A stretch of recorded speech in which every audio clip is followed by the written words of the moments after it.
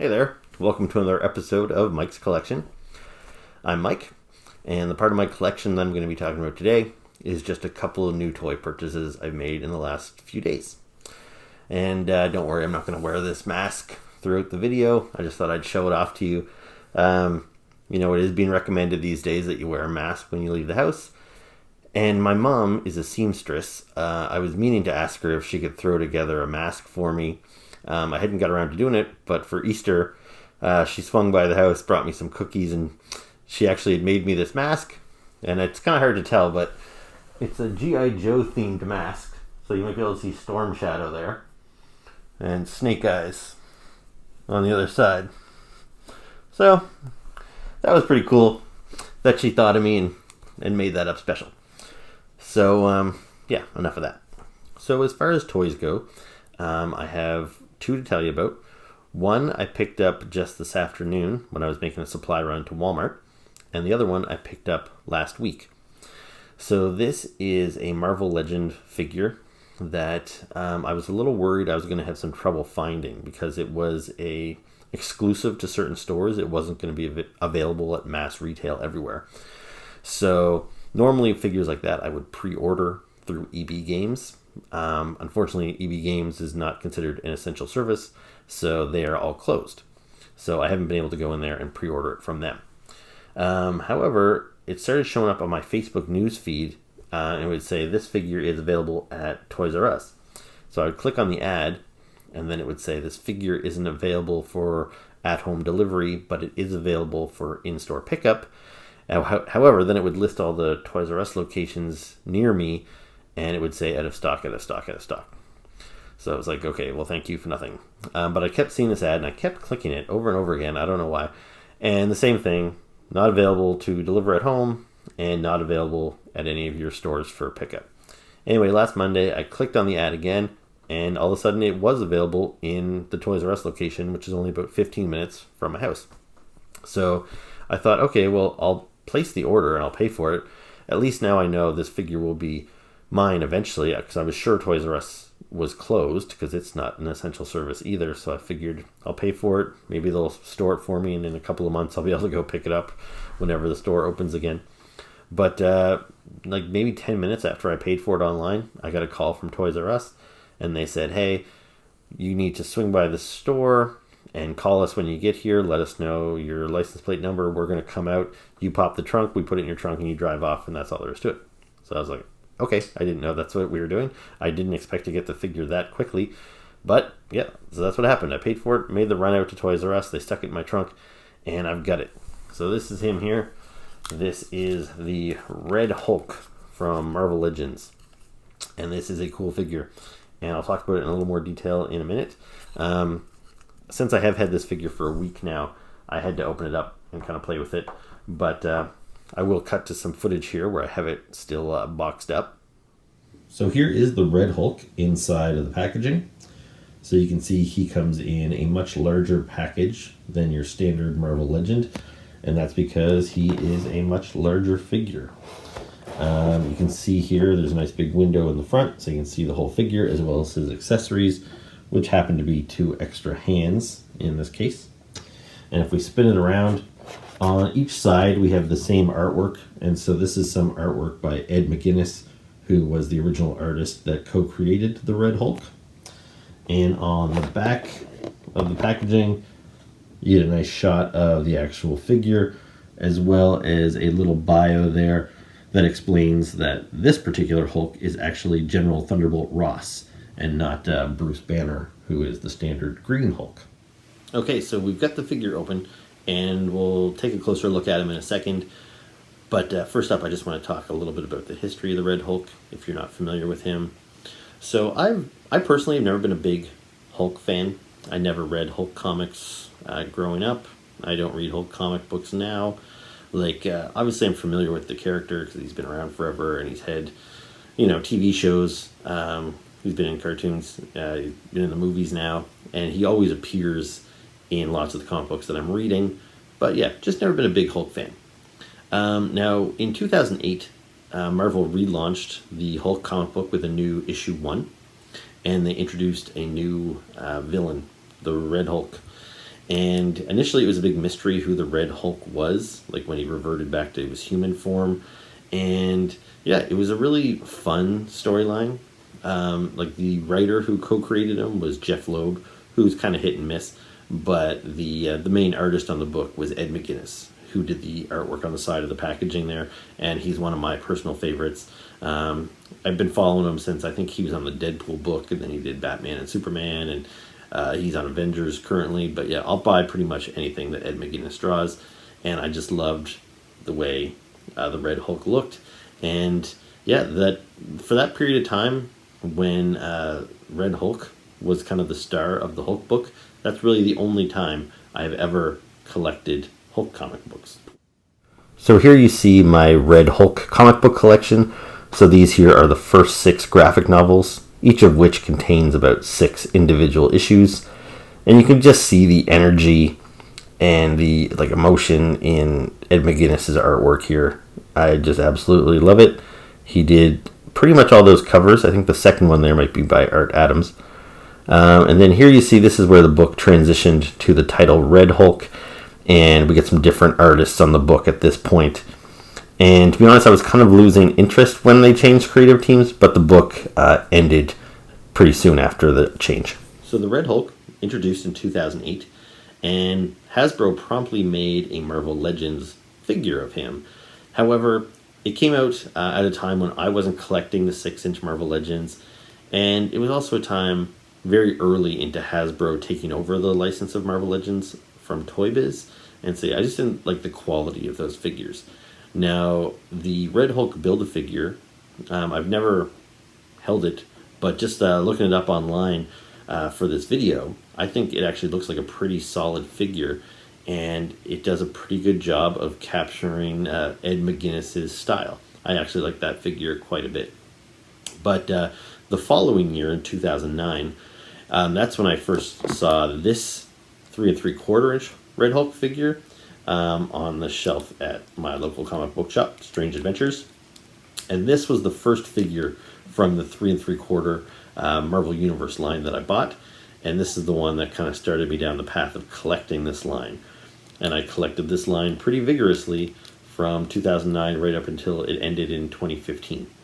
And then after that time, that's when I started collecting the new style Marvel Legends from Hasbro. They had really kind of perfected the 6-inch action figure at that point in time. And so since then, since about 2015 or so, I've been amassing this large Marvel Legends collection. And I really wanted a Red Hulk for my collection. And the only one they had, I guess I could have went back and tried to find that 2008 figure, but considering how old it was and that it was a Build-A-Figure, it would probably be kind of expensive on the secondary market. Now, there was another Red Hulk figure that was made in the Marvel Select toy line, which isn't bad, but for one, it's a little out of scale, and also it lacks that Ed McGuinness flair that I like about the earlier figure, this figure, and now this figure. So I'm glad I was patient, because now we've got this brand new Ed McGuinness style Red Hulk figure, and I absolutely love it. So yeah, let's take a closer look at it. So here is the Red Hulk up close and personal. And yeah, this is just a really cool figure. I love the bulk of him. He's just a really good size. I love the sculpting in the face especially. But throughout the body, it's all really nice. From the detail, like the wrinkles and texture on his jeans, just throughout this figure, it's really, really solid. And just to show you how big he is, like when compared to, say, a standard Marvel Legend figure, let's bring out like Namor here, and yeah, you can see just how big Hulk is. And I think it's pretty much the perfect size. I wouldn't want Hulk really any bigger than this, and I wouldn't really want him any smaller. I think that's pretty spot on. Now, this figure, it kind of seemed like it was going to be a no-brainer when we got this Hulk figure last year. So this Hulk is kind of the first classic Hulk we've gotten in the modern Marvel Legends line. We've had a couple Build-A-Figure Hulks, 2 of them based on the Mark Ruffalo look in the movies. And also we had one of a Hulk in his kind of gladiator outfit from the Planet Hulk storyline. But we wanted like just a nice, good, classic Hulk, and that's what we got with this one. This ripped shirt is just kind of sitting on his shoulders there. You can get rid of that if you want to. But yeah, once we got this figure, and I think everybody agreed this was a fantastic Hulk figure, it only made sense that we would get it repainted into the other colored Hulks soon enough. And sure enough, they've already done, I think, at least 2 other variations of this Hulk now. So you can get it in gray, and I think there's an alternate green one for some reason. But the one that I'm most excited about was this red Hulk. And if they had just taken this exact figure and painted it red, you know, I would have accepted it and it would have been okay. But I wouldn't have loved it because this head sculpt, it looks like a classic Hulk. It doesn't look like a red Hulk. This is what I expected out of my red Hulk. It looks like Ed McGuinness's artwork leapt right off the page. He looks angry. He's got that kind of crazy spiky hair. I previously loved this sculpt on this little Hulk, and it's still good, but I actually think it has been surpassed with this one here. I think I like this one even better. I like the shade of red on this guy better. I like how the stark contrast between his red and like the really jet black hair and the jet black jeans. I think it looks like just a little more eye-catching than this figure. So yeah, I'd say this is an improvement in pretty much every way. Love it. And for accessories, you saw them in the box there, but basically he's just got 2 alternate hands. So we've got open hands and fisted hands. And I've chosen to display him with one of each. I think that's how he might have came in the package. But if you want to have him with 2 fists or 2 gripping hands, you can do that. As far as articulation goes, you know, it's pretty standard. If you have this Hulk figure, you know exactly what you're going to get. The butterfly joints on the back here really gives him a really good range of motion with his arms. And you get lots of dynamic looks like he's going to totally smash something really good there.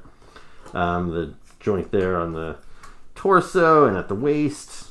It's got double jointed knees there, so you get a good range of motion with the legs. You see there? Yeah, just really solid stuff. Great articulation, great sculpting. Even though the paint is limited, it's great paint apps. I love this figure. I think this guy's definitely a contender for my year-end best of list. Okay, so that was Red Hulk. Now to talk about the second toy I have to show you, which is a Transformer that I got just this afternoon. So here he is here. He's got a pretty big box. It's probably going to be hard for me to fit them all on screen when I flip my camera around here, so I'll try and show you him here. See him without the glare. So you can see here, he is one of the Decepticon Seekers, which means he's one of the Decepticon Jets. And yeah, he comes with 2 other little guys here as well. And you can see here he's got the white box, and that is reserved for these figures that are Walmart exclusives based on the upcoming Netflix Transformers animated series. So yeah, let's look at the figure. So you see this is Hotlink, and then he's got Heatstroke, and what's this guy's name? Heartburn, as his 2 little gun Transformers. So yeah, pretty cool. So let's pop him open and take a look. So here is Hotlink outside of the packaging, and I'm not going to go into a ton of detail when talking about this guy as far as his sculpting and his articulation goes, because I just feel like I'm going to be repeating myself, because maybe a month ago, probably a little less, I reviewed this figure, which is Red Wing, another one of the Decepticon Seekers, and it is the same figure. And it is also the same figure that I have reviewed 5 times previously, because they just keep repainting what was originally a Starscream figure over and over and over. Now, that's to be expected, because the Seekers were always intended to be a team of, you know, Decepticons that all basically looked the same but had different paint jobs. So it makes sense that they would keep repainting them. The surprise to me comes in that they keep giving us characters that I wasn't expecting. There was originally 6 Seekers in the original Transformers toy line. So Starscream was the leader, and then they repainted him in 2 different colors to give us Thundercracker and Skywarp. And then there was 3 other figures. Those ones were a little different. They were called the Coneheads. The only difference being really that their nose cone of the jet pointed upwards instead of being tucked backwards. And for those ones, we had Thrust, Dirge, and Ramjet. So those are the 6 Seekers we've always known. But yeah, now Hasbro keeps coming out with all these new ones. So these, this guy here, Hotlink, is like the 5th Seeker I've got in the last like 2 months or so, who I kind of never really heard of before. They just keep coming up with new characters. And I didn't mind it as much with Red Wing because his color scheme was kind of unique. We hadn't got a red Seeker. My problem with Hotlink a little bit is that he's a little too similar to Skywarp, who has always been a black and purple member of the Seeker team. So he doesn't feel quite as unique to me. Although Skywarp, I guess, was more or less black with some purple highlights, where Hotlink appears to be primarily purple with some black highlights. Now, they have actually made this figure as Skywarp, which I don't have. But if I put a picture of it up here, you'll see kind of how similar or maybe how different the 2 figures are. Now, speaking of some of those other Seekers that Hasbro has released recently, these 3 that you see on the left, this is Acid Storm, Ion Storm, and Nova Storm. And they were released as a 3-pack, and I reviewed them not too long ago. And even though these were characters that most people had never heard of before, they didn't just come completely out of nowhere. There was some basis in Transformers history to create those characters. Because way back in the early episodes of Transformers, when it showed the Transformers existing on Cybertron before they left for Earth, they showed some scenes with what were essentially just... The animators, I'm sure, had limited models of what people on Cybertron looked like. So they just took existing characters and painted them different colors in the animation cells to make it look like these are what just kind of generic soldiers on Cybertron look like. So there were some shots of basically the Starscream model painted in the yellow, green, blue colors. And those characters weren't given unique names or anything. They were really at the time just intended to be background characters. But they've later been given names and now been turned into action figures. So those 3 there, they had some basis in the original cartoons. And the same is true of Hotlink. There is a scene in the very first episode of Transformers when it shows the war on Cybertron. And there is a purple Seeker jet with a flamethrower. And it's clearly not Skywarp. Like, his color scheme is different. And so that is the character that they've basically turned into Hotlink now. So again, it's not like they just took Starscream and said, let's slap a new color on it and just give him a name. Like these other 3 characters, there is a reason why they created these characters. And I'm sure there are probably some real hardcore Transformer fans that have wanted this figure for years and years. So it's nice that Hasbro has finally delivered. There actually was one previous Hotlink figure before, but that was released exclusively by the Transformers Collectors Club and released at one of their conventions. So basically what they had done is they had taken one of the existing Starscream figures of that time, painted it purple, and that was the first time that that purple Seeker, as seen in that first episode of the cartoon, was given the name Hotlink. And it is now carried on to this figure in 2020. So I do like this figure quite a lot, but I do have one major complaint, and that was the price point. Because Starscream and Red Wing and all those other Seekers, they have sold for $39.99 or $40 essentially here in Canada. But Hotlink here was $60, a full $20 more. And that's kind of hard to swallow. And the only justification, I suppose, that they have for that is that this guy came packaged with 2 smaller Transformers, which you saw there in the box. So let's take a closer look at them. So this is Heatstroke, and this is Heartburn. And so these guys transform into little guns. They are the exact same figure, except one guy has an orange visor and the other guy has a yellow visor. And to transform them, it's relatively simple. Basically, just flip that over. Their legs locked together like so. I actually did struggle with it for a second, but there you go. So there you see one of the characters turned into a gun. And the other extra accessory that Hotlink came with that none of the previous Seekers came with were these muzzle flashers, which you can attach to his kind of guns on his arm. But you can also take those off and you can attach them directly to these guys. and then he holds them in his hands like so. Now these figures are actually just essentially redos of some previous figures we got. So here I have a little transformer called Caliburst, which this guy I bought not too long ago, and he was on an individual blister card.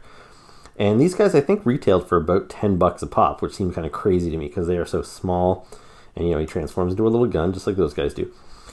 But yeah, I wouldn't have paid $10 for this guy. I waited for him to be on sale. He was $5, and so I bought him for $5. And yeah, but I guess when you consider that these guys are supposed to be, at least in Hasbro's mind, worth $10 a piece, I suppose that's how they justified selling Hotlink for an additional $20 because he has 2 of these little guys with him. And while these guys aren't bad, I don't see $10 in value in each one of them. So yeah, I wish that Hotlink was only $40. I would have been would have felt a lot better spending $40 on him instead of $60. So overall, I think Hotlink is a really cool figure. When I look at him, it's hard not to see Skywarp, but as you saw in that image I showed you, the Siege version of Skywarp is actually fairly different. I think if I had them side by side in my collection, it would make it a lot more obvious that they are different characters. I like that he has the little guns. That does add some value, not $20 worth, but still. The colors seem a little odd for him, like that little version of Caliburst there that I showed you earlier. His colors match up almost perfectly to him, so maybe it would have made more sense to go with that type of color scheme. But overall, this is a cool figure. I really like this Seeker design, and I think it gets better and better. The first few versions I had, I felt they were kind of plain, but Red Wing and Hotlink actually look like nice, solid, complete figures. And yeah, I recommend them, especially if you can find this guy maybe when he drops in price sometime in the future. But before we go, I'm just going to show you one shot of my ever-growing Seeker army based on this Siege mold. Okay, so those are my latest toy purchases. I don't know what I'll talk about in upcoming videos because, like I said, the toys aren't coming in with the same frequency that they had in the past. But it might be a good opportunity for me to take a look back at some other like G.I. Joe sets and things like that I haven't had a chance to talk about yet. However, I have a new toy coming in the mail that I'm expecting tomorrow, being Tuesday, and I think it's going to be so cool that it's going to warrant its own video. It'll probably still be a short video, but stay tuned for that. I should have a new one up hopefully tomorrow or the next day. So until then, thank you for watching. Stay safe. Please, subscribe to the channel, hit the like button, and leave me comments below. And thank you for watching, and I'll see you next time. Thanks.